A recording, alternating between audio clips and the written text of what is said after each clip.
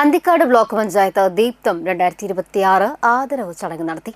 Anthikad block പഞ്ചായത്തിന്റെ നേതൃത്വത്തിൽ 100% വിജയം നേടിയ സ്കൂളുകൾക്കും ഉന്നത വിജയം നേടിയവർക്കും ആദരവ് നൽകി.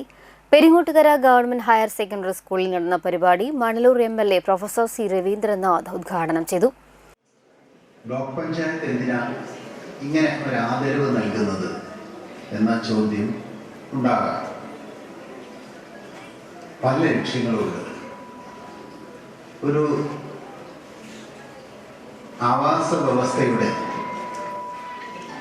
വിജയം എന്നല്ലെങ്കിൽ വികസനം എന്ന് പറയുമ്പോൾ പൊതുവിൽ നമ്മുടെ എല്ലാ മനസ്സിൽ റോഡ്, പാലം, കെട്ടിടം ഇതൊക്കെ വരിക. അത് മുതലാളിത്തം നമ്മുടെ മനസ്സിൽ സൃഷ്ടിച്ച വികസന സങ്കല്പമാണ്. അത് വേണ്ട എന്നല്ല, അത് വേണം.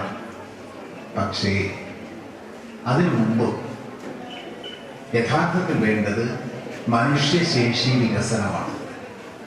മനുഷ്യന്റെ കഴിവുകൾ വികസിക്കുക, സർഗശേഷി, കായികശേഷി, ബൗദ്ധിക ശേഷി ഇതെല്ലാം വികസിക്കുക എന്നുള്ളതാണ് വികസനത്തിന്റെ പ്രഥമ ഘട്ടം.